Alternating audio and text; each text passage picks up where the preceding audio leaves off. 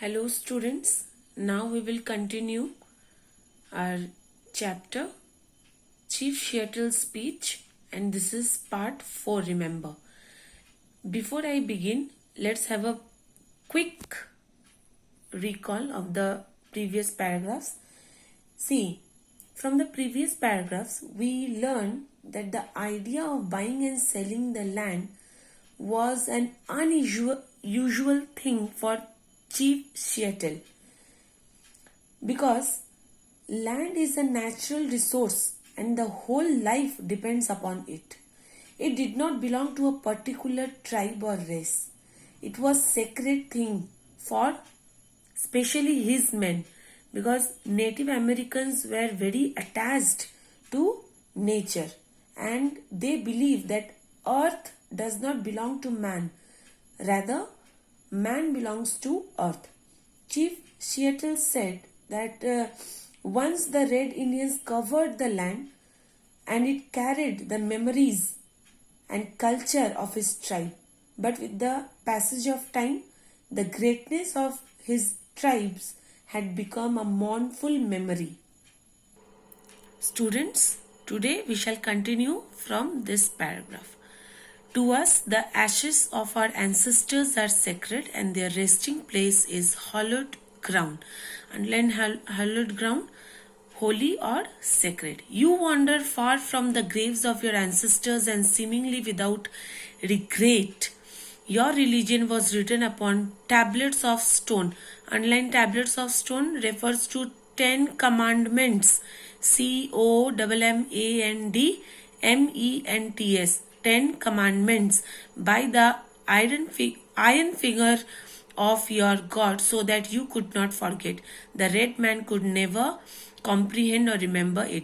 Now I shall explain this paragraph. Listen carefully. First, in this para, you will see a difference in world view between the red Indians and the white men.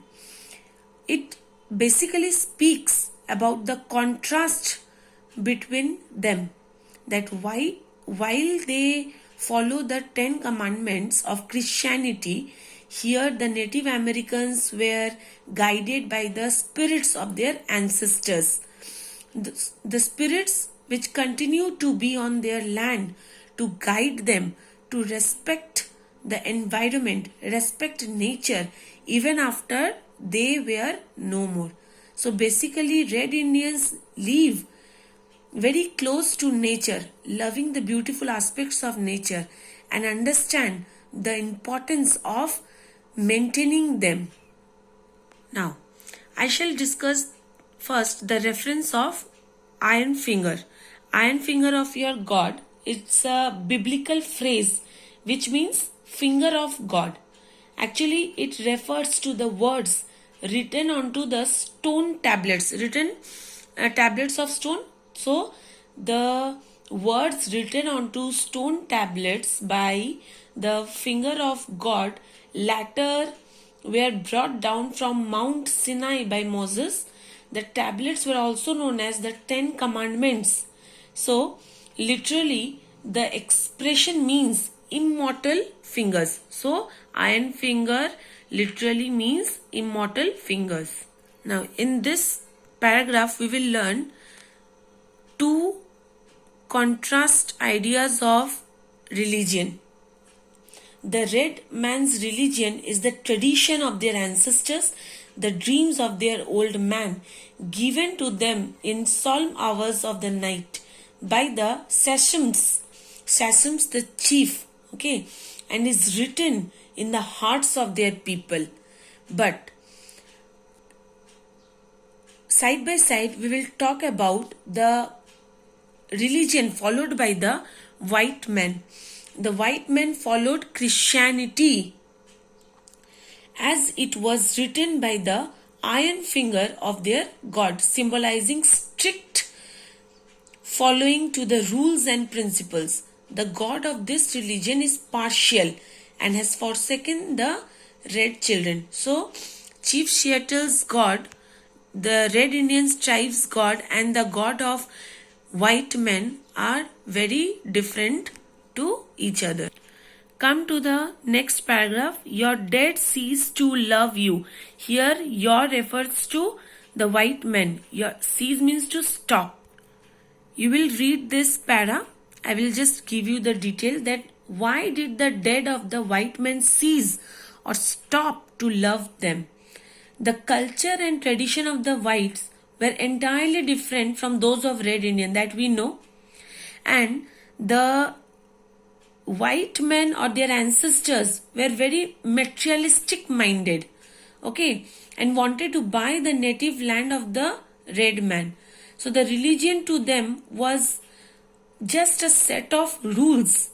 They did not have any sentiments for their motherland.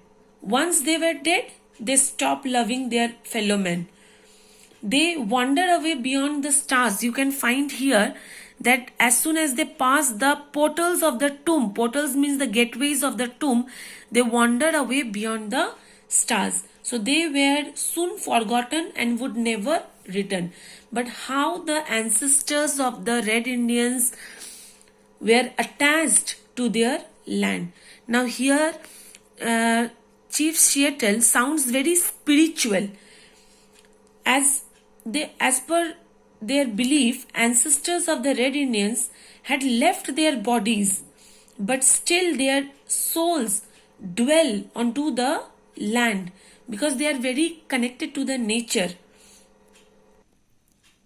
For them, earth is very precious and everything to them.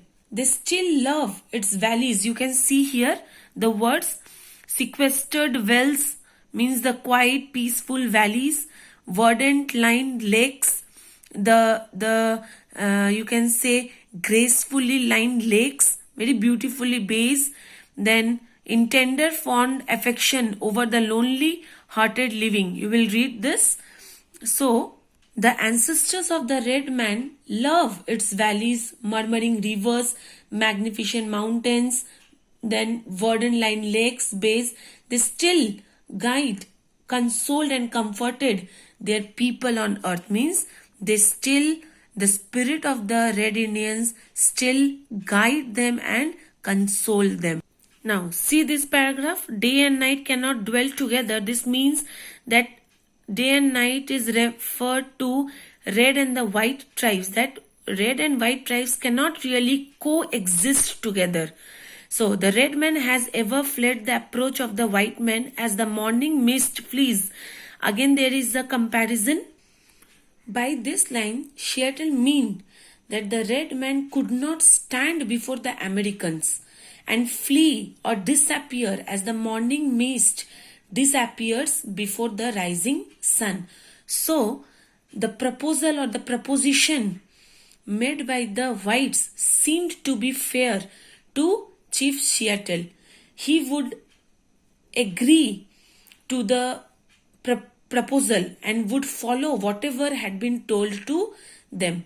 So basically we can understand that the white chief's words were the words of nature spoken to his people from darkness, because he had understood that it is impossible for the Red Indians to stand before them. Now see this paragraph. It matters little where we pass the remnant of our days, means the remaining of our days. They will not be many. You will read this para. Then you will find not a single star of hope hovers above his horizon. Sad voiced winds. So read up to the footsteps of the hunter. I am just explaining this para. In this para, Seattle sounds very sad, because Seattle was a spiritual man who believed in the sacredness of the land in which the spirits of his ancestors dwelled. Now you will find the word green fate seemed to be on the red man's trial. Green means sad, sad future. Trial means path. So how the future of the red man seems to be very dark or sad, because the nights were going to be dark for them. That is, they won't find any type of solitude now, because the lands would be bought by the white men. So there was not a single star of hope to hover above Red Man's horizon. So he could hear the voice of sad winds mourning over in the distance. That is why he exclaimed, "Grim fate seems to be on Red Man's trail." Moreover, they compared to the wounded doe that hears the approaching footsteps of the hunter. So this sounds very pathetic. This sounds very sad that now they have no other way. Rather, they have to accept the proposition or the proposal sent by the white chief or the big chief at Washington. Students, read up to this paragraph, Footsteps of the Hunter, and we shall continue in the next video.